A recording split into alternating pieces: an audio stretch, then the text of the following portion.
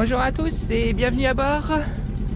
Je voulais vous remercier parce que nous sommes bientôt 380 sur ma petite chaîne YouTube. Alors je m'étais dit que c'était le moment pour vous faire une petite visite complète guidée du bateau. Allez, c'est parti, on va se mettre au mouillage pour vous faire visiter ce petit bateau. Allez, c'est parti. C'est un architecte qui s'appelait Monsieur Karoff, qui était architecte naval, et sa spécialité c'était de faire des conceptions de bateaux de voyage.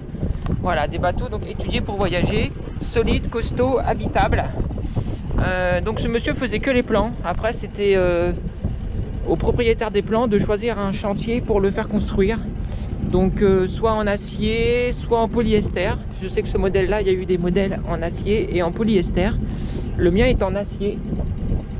Et donc ce sont des bateaux qui ne sont pas fabriqués de série, ce sont des bateaux qui sont fabriqués à l'unité. Et donc ce sont des bateaux qui sont, à part la carène de coque, unique en fait, puisque chaque intérieur, chaque aménagement est spécifique par rapport au propriétaire. Donc voilà, c'est un cockpit central, c'est-à-dire que le cockpit c'est l'endroit où on se met, vous voyez là, pareil, on est quasiment au milieu du bateau, contrairement aux autres voiliers où on est plutôt à l'arrière par ici. Ce qui nous donne un grand sentiment de sécurité à bord. Par contre, le souci c'est que du coup là on a les coffres, on a les bancs pour s'asseoir, mais on n'a pas de rangement, puisque là c'est la salle de bain et là c'est la coursive pour aller dans la cabine derrière. Donc nous n'avons l'inconvénient, c'est pas de rangement extérieur. Alors je suis toute seule pour pareil et c'est pas toujours évident. Nous avons donc à l'arrière deux panneaux solaires et une éolienne qui alimente les batteries, l'antenne télé, un petit klaxon. Je peux vous faire la démonstration parce que je l'ai réglé l'autre jour. Voilà, ça marche bien hein. Et une barre de Viking, voilà, c'est un bateau avec une grosse barre de Viking. À l'origine il y avait une barre à roues, donc c'est avec un volant, mais les propriétaires l'ont enlevé parce qu'à l'époque c'était des systèmes qui n'étaient pas très fiables. C'est un bateau de 1980, il fait à peu près une dizaine de mètres. Ici vous avez donc le profondimètre, là on a 2 mètres, un peu plus de 2 mètres de profondeur, la vitesse qui ne marche pas. Ici vous avez le petit compas, le bouton du klaxon pour faire le poète-poète, l'antenne de GPS. Ici vous avez les taquets bloqueurs pour les drisses, grand voile, petite voile, etc. On peut faire un petit voilà, donc c'est une petite nave à l'arrache hein, pour faire tourner le moteur. Voilà. Donc ici là c'est des évents.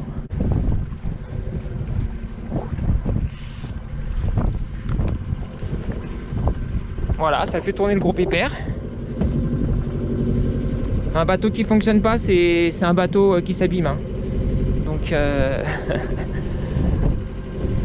Donc vaut mieux qu'il fonctionne. Voilà, ici vous avez la manette des gaz. Vous avez une pompe à main ici pour pomper l'eau de cale. Mais bon, faut vraiment qu'il y ait beaucoup d'eau dans la cale parce que sinon ça ne fonctionne pas. Ah ça, il y a la vitesse marche. On fait du 2 nœuds 6. On y va à la cool. On n'est pas pressé. De toute façon, on va pas faire un gros tour. Enfin, ça se recouvre déjà. Je suis sorti voilà pour fêter les 380 abonnés à la chaîne. Je vous en remercie beaucoup. Le but de cette chaîne, c'est pas de faire des vues et puis de gagner de l'argent dessus, non. C'est juste vous montrer un peu ma petite vie, vous prouver que on peut vivre autrement, tout en profitant de la vie, en travaillant et en se faisant plaisir. Et voilà, on est amarré vite fait comme ça pour quelques instants. Petite présentation de Valhalla. Ici vous avez des super taquets, vous avez vu ça là, ça rigole pas, avec ça on est tranquille. Ici vous avez donc le petit guindeau. Le guindeau c'est un treuil qui sert à monter ou relever la chaîne de l'ancre. Ici c'est un treuil qui est manuel, il n'est pas électrique. On met la poignée ici et on pompe. Valhalla c'est un bateau qui est authentique et donc il y a beaucoup de choses qui sont très physiques. Voilà. Ici vous avez une casserole. Why? Because ça donne dans ma chambre. C'est un aérateur et ça donne dans ma chambre. J'arrive pas à le dire. Et il y a quelques fuites on va dire. Voilà, système D. Merci Tefal. Donc ça c'est la chambre, voilà. Ici vous avez encore un petit capot qui donne dans le carré à l'intérieur, qui fuit un peu, donc par précaution j'ai mis ça en attendant. Voilà. Au niveau du plan de pont, vous avez toutes les drisses. Les drisses, ce sont les cordages qui servent à monter et à hisser et à donc descendre, affaler la grand voile et le génois. Le génois, c'est la voile d'avant. Vous voyez, il est là. Et en fait, il est monté sur un enrouleur, c'est-à-dire qu'il s'enroule. Et une fois qu'il est enroulé, on n'a pas besoin de le monter ni le descendre. On a juste besoin de le dérouler et de l'enrouler pour naviguer, à l'inverse de la grand voile qui, elle, vous voyez, elle est sur la baume, c'est ce truc en fer. Et là, il faut la monter à chaque fois qu'on veut naviguer. Donc la monter, ça veut dire la hisser. Voilà, c'est très simple la voile, ça paraît barbare comme ça, mais c'est très simple. Ici, vous avez des petits winches, donc c'est comme des petits treuils qui servent à bien tendre les voiles. Voilà, voilà. Ici vous avez le radeau de survie pour la catégorie hauturière qui est encore bon. Ici vous avez la petite cheminée pour le chauffage autonome au gasoil. Voilà, ici vous avez, pourquoi cette petite planche, hein? Et ben c'est tout simplement pour fixer ici des jerrycans d'eau ou de carburant quand on fait des grandes traversées. Ça permet de les caler. Voilà, c'est pas plus bête que ça. Vous allez me dire qu'est-ce que c'est ce truc là à côté de la planche. C'est une anode. Quand on a un bateau en acier, on doit mettre des anodes qui plongent dans l'eau pour éviter le phénomène d'électrolyse. Voilà, donc j'en ai une à l'avant et une à l'arrière. Donc voilà, ici on arrive donc ce qu'on appelle le cockpit central. Vous voyez, c'est là où en fait où on boit l'apéro. Ou... Tiens, une petite bière, mais qu'est-ce que ça fait là? Voilà, avec les petits coussins très vintage, hein, qui sont d'origine, qui restent dehors 7 jours sur 7, même pas peur. Ni un microbe, mais c'est pas grave, il faut des microbes de toute façon. Nous arrivons donc à cette fameuse barre mythique, digne d'un bateau de viking. Vous voyez, c'est du costaud. Vous avez aussi le système d'écoute, le palan d'écoute de grand voile. Donc les écoutes, c'est ce qui sert à régler les voiles, qui n'est pas courant. Parce que d'habitude, le palan d'écoute, il est plutôt au milieu, il est là. Tiens, un t-shirt. C'est fait exprès. Et moi, il est derrière. Voilà, donc ça fait très viking, ça fait très atypique. Et franchement, je kiffe. Voilà.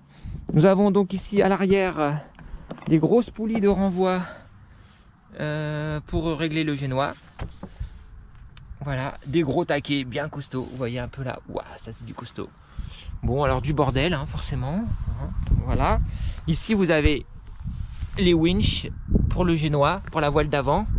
Ça sert à gonfler la voile d'avant, à la tendre. Voilà. Le vélo.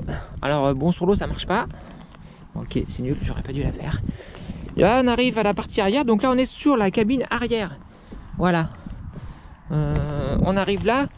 Éolienne, panneaux solaires, j'en ai déjà parlé. Antenne télé, Jonathan, thank you very much. Nous avons ici à l'arrière une petite... je ne sais pas comment ça s'appelle. Une dépendance, allez, soyons fous. Voilà, une dépendance avec une échelle de bain pour aller se baigner, voyez-vous. C'est ici que je mets l'annexe, hein. Voilà, quand je navigue, l'annexe, je la mets là. La Baby Valhalla est restée au garage, enfin sur le ponton.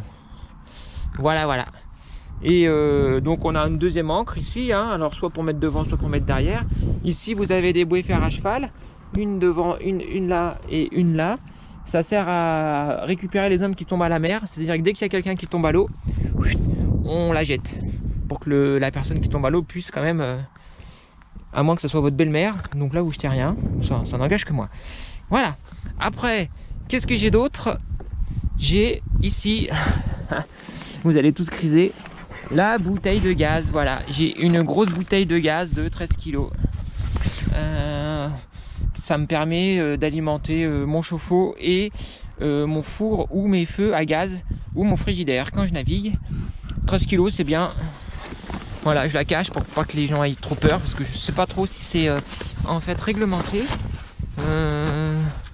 Alors en fait les jerrycans, en fait j'aurais dû les mettre là-bas sur la petite planche, mais en fait ça faisait un peu crados, donc quand je suis amarré au port, je les mets derrière, comme ça on cache un peu le bordel. Voilà. Qu'est-ce qu'on peut dire de plus? Nous avons aussi un pilote automatique qui vient se brancher sur la barre franche, parce que ça c'est ce qu'on appelle une barre franche, hein. Voilà, donc c'est un système de vérin en fait qui vient se fixer là et qui vient là comme ça, et je vous ferai une vidéo un peu plus tard sur ce système là.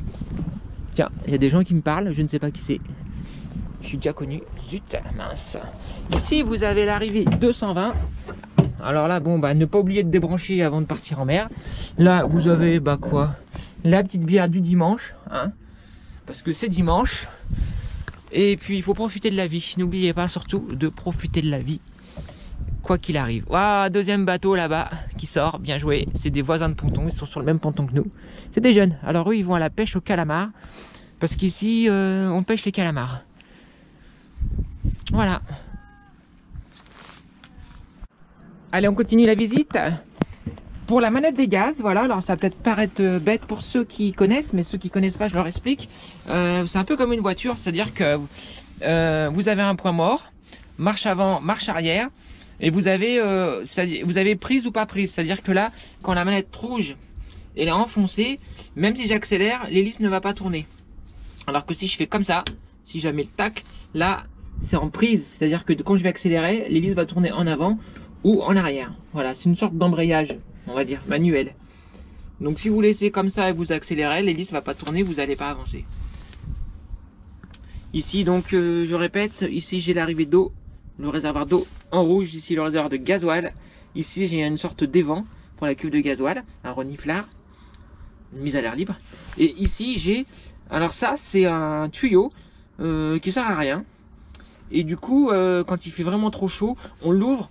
Ça fait une espèce de courant d'air dans la salle des machines, enfin du moteur, et c'est pas plus mal. Ça c'est les tuyaux que j'avais coupés pour les amarres, pour pas que ça fasse de bruit, et ça marche super bien. Ça c'est le tuyau d'arrosage qui est branché normalement au port. Voilà, ça c'est une éponge, c'est vraiment super intéressant. Là franchement, yes. Bon, là il y a également une petite table qu'on peut mettre une fois qu'on a fini de naviguer, et voilà, pour manger dehors, boire une petite bière.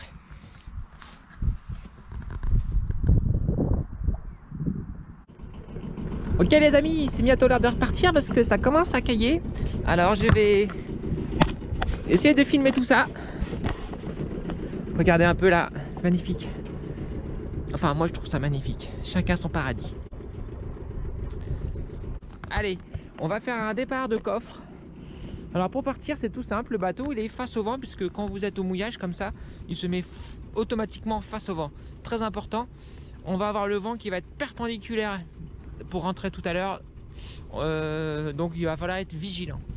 Bah, c'est simple, on déjà toujours démarrer le moteur avant de larguer la prise de coffre, parce que si jamais le moteur démarre pas, c'est la cata.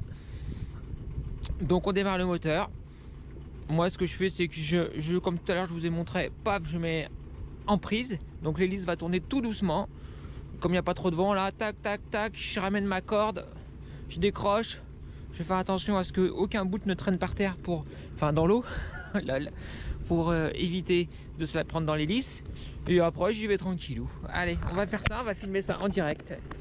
Si ça vous intéresse, c'est parti les loulous.